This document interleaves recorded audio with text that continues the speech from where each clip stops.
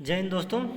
आज हम लोग बात करेंगे भारतीय संविधान की अनुसूचियों के बारे में। आज हम लोग पढ़ेंगे, बहुत ही अच्छे तरीके से ट्रिक के माध्यम से पढ़ेंगे कि भारतीय संविधान में इसमें जब मैं पढ़ाऊंगा तो इसमें से ऐसा कोई वो नहीं रहेगा जो आपको लोगों को ऐसा कोई एग्ज़ाम नहीं मिलेगा जिसमें से इस टॉपिक से आप लोगों को एक दो क्वेश्चन ना मिल जाए।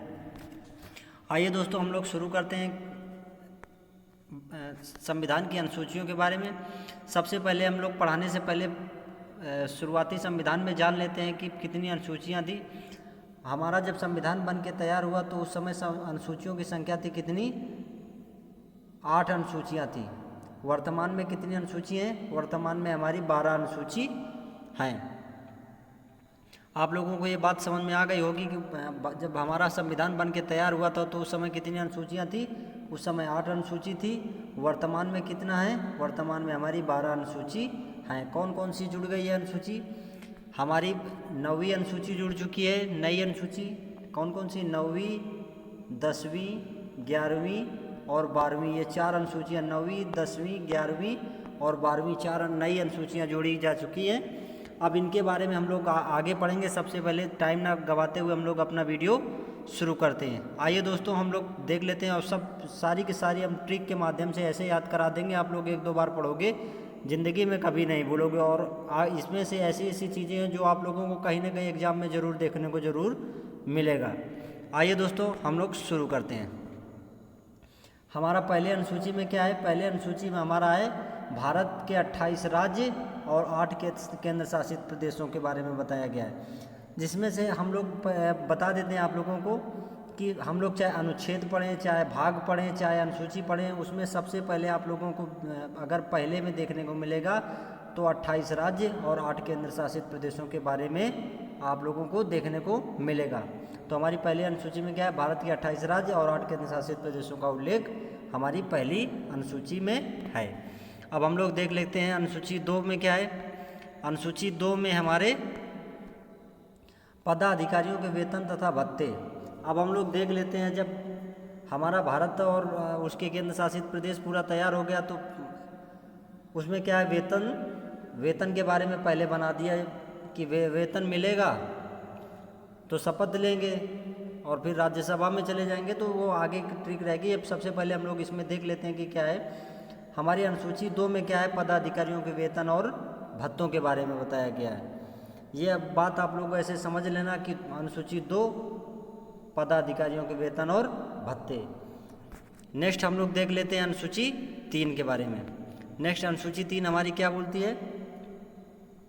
अनुसूची 3 का मतलब हो गया क्या? शपथ। आप यहाँ पे 3 का मतलब शपथ में कितने अक्षर हैं? 3। तो 1 2 3, तो 3 शपथ 3। इस बात को आप लोग ऐसे अनुसूची 3 शपथ में अक्षर होते हैं, 3 अनुसूची में, तो इसका मतलब हमारा अनुसूची 3 किससे संबंधित है? शपथ से। आई होप आप लोगों को ये बात समझ में आ गई होगी कि हमारा यहाँ से 3 इसमें है और 3 शपथ में अक्षर है, तो अनुसूची 3 का मतलब शपथ। नेक्स्ट हम लोग देखते हैं, नेक्स्ट में क्या है? अनुसूची 4। अनुसूची 4 में क्या है? राज्यों के राज्यसभा का प्रतिनिधित्व। राज्यों के राज्यसभा का प्रतिनिधित्व का मतलब है क्या? कौन कौन किस किस राज्यों से कितने कितने राज्यसभा में मेंबर आते हैं। राज्यसभा का कोई चुनाव तो होता नहीं, वहाँ पे चुने जाते हैं। 4 से 4 और 4 से चुने जाते हैं। राज्यसभा में कितने मेंबर चुने जाते हैं। तो आप लोगों को ये बात समझ में आ गई होगी क्या? 4 से 4 और 4 से चुने जाते हैं। कितने चुने जाते हैं? राज्यसभा में चुने जाते हैं और बाकी इलेक्शन होता है, इसमें चुने जाते हैं। तो आप लोगों को ये बात समझ में आ गई होगी कि 4 से 4 और 4 से चुने जाते हैं राज्यसभा के प्रतिनिधित्व। किस किस राज्यों से कितने कितने आते हैं वही इसके बारे में बताया गया है। नेक्स्ट हम लोग देख लेते हैं अनुसूची 5। अनुसूची 5 और 6 को हम लोग एक साथ में पढ़ेंगे। अनुसूची 5 में क्या है? अनुसूचित और अनुसूचित जनजाति, यानी SC और ST।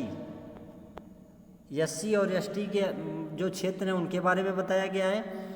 ये बात आप लोगों को अच्छी तरीके से समझ जाना कि SC और ST के बारे में अनुसूचित 5 में बताया गया है। अब हम लोग देख लेते हैं अनुसूचित अनुसूची 6। अनुसूची 6 में क्या है, आप लोग इसको क्रम भूल जाते हैं कि आसाम, मेघालय, त्रिपुरा, मिजोरम कैसे याद रखेंगे, तो ये ज़्यादातर कन्फ्यूजन होता है। तो ये सब नॉर्थ ईस्ट, पूर्वोत्तर नॉर्थ ईस्ट है।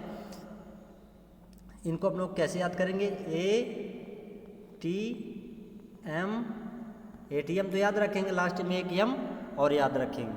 ये आप लोगों को कैसे पता चलेगा, ए से आसाम, यम से मेघालय, यम से मिजोरम और टी से त्रिपुरा।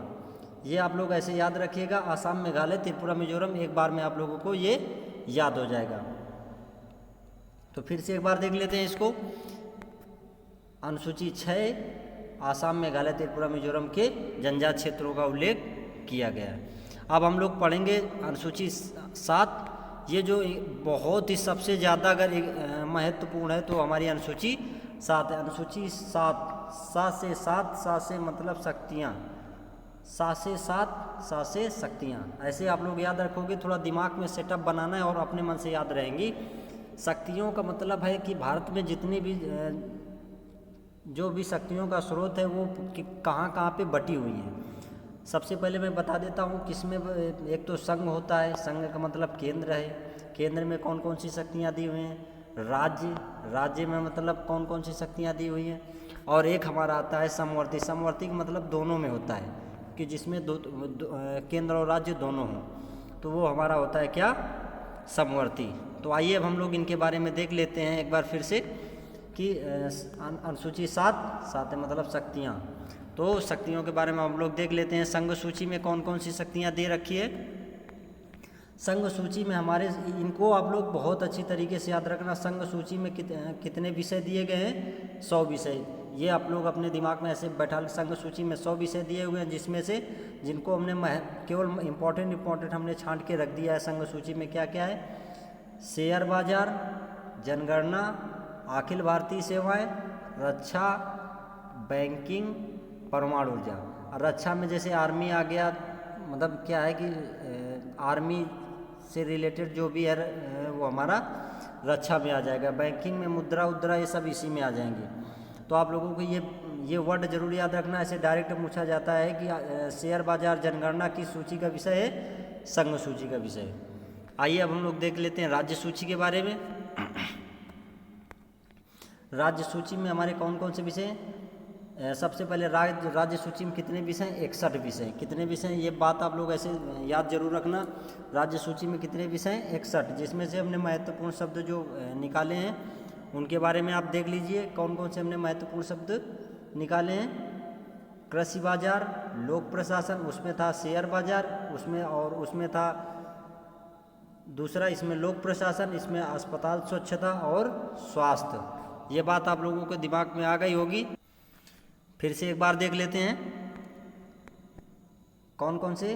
कृषि बाजार, लोक प्रशासन, अस्पताल स्वच्छता और स्वास्थ्य, ये हमारे किस सूची के विषय हैं, राज्य सूची के विषय। अब हम लोग देख लेते हैं समवर्ती सूची के बारे में। समवर्ती सूची में क्या क्या है।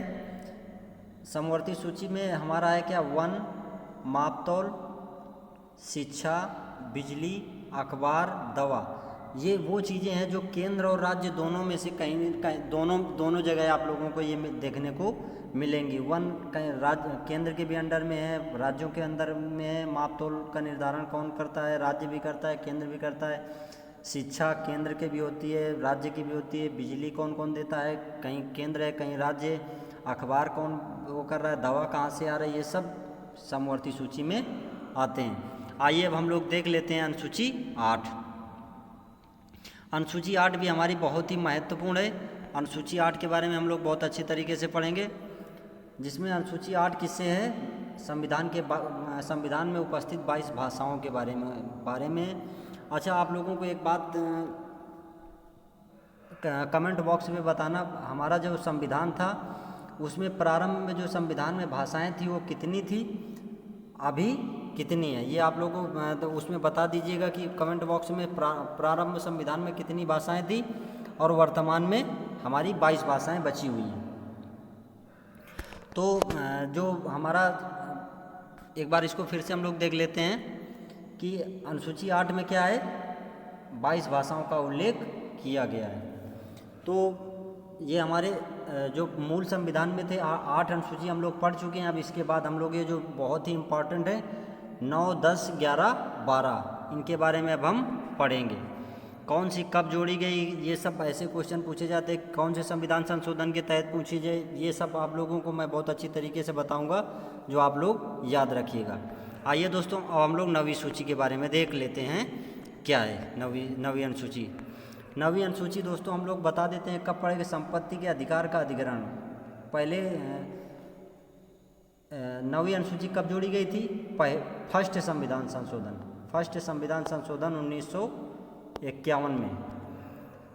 9वीं अनुसूची हमारी कब जोड़ी गई? फर्स्ट संविधान संशोधन 1951 में। ये बात आप लोग ऐसे याद रखिएगा। बहुत ये कहीं ना कहीं आप लोगों को देखना, इन चारों में से कोई ना कोई आप लोगों को देखने का जरूर मिलेगा। 9वीं संपत्ति नहीं रहेगी, नहीं मतलब अनुसूची 9। अब हम लोग देख लेते हैं क्या 10वीं में हमारा क्या है? दल बदल का प्रावधान है। हम लोग जैसे देखा होगा कि हमारे जो नेता लोग रहते हैं वो आज इस पार्टी में कल उस पार्टी में ऐसे दल बदल मचा के रखते हैं। तो ये हमारा कौन सा संविधान संशोधन रहता है? ये हमारा 52वां संविधान संशोधन 1985। कौन सा संविधान संशोधन? 52वां संविधान संशोधन 1985 में हमारी ये अनुसूची जोड़ी गई थी। अनुसूची 10, दा से दल बदल। ये आप लोगों को तो जिंदगी भर याद रहेगी। आइए अब हम लोग 11वीं देख लेते हैं। 11वीं में हमारा कौन सा है? 11वीं अनुसूची में हमारा है 11वीं अनुसूची में हमारा है पंचायती राज संस्थाओं का उल्लेख। पंचायती राज से संबंधित है हमारी 11वीं अनुसूची। ये हमारी कौन सी उसमें जोड़ी गई थी? 73वें संविधान संशोधन 1991 में हुआ था, 92 में ये लागू हो गई थी। ये बात आप लोगों को समझ में आ गई होगी। 73वां संविधान संशोधन 1992, पंचायती राज संस्थाओं का उल्लेख। अब हमारा आ जाती है अनुसूची 12। अनुसूची 12वां में कौन सा है हमारा? इसको पढ़ लेते हैं हम लोग।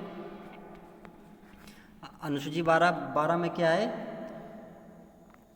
शहरी क्षेत्रों में स्वशासन संस्थाओं का उल्लेख। शहरी क्षेत्रों में स्वशासन संस्थाओं का उल्लेख, नगर निकाय, कुल मिला के हम लोग जैसे बोल सकते हैं इसको नगर निगम हो गया और सहकारी समिति हो गई। ये सब हमारे अनुसूची 12 में। अनुसूची 12 हमारा कौन से? 74वें संविधान संशोधन। 74वें संविधान संशोधन, ये भी 1992।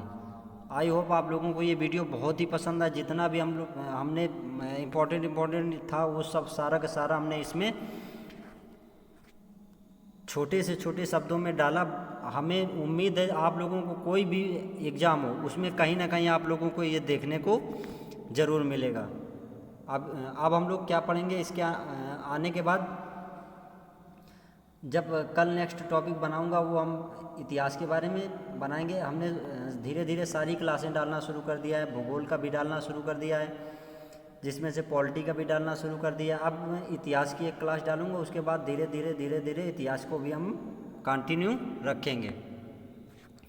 चलिए दोस्तों, आप लोगों को मैं बता दूं, ये आप लोगों को उम्मीद करता हूं कि आप लोगों को ये बहुत ही अच्छी तरीके से समझ में आ गई होंगी। 1-2 बार वीडियो को आप लोग देखोगे, दोबारा कभी ऐसे ज़रूरत नहीं पड़ेगी कि अब हमें भूल गया हूँ। धन्यवाद।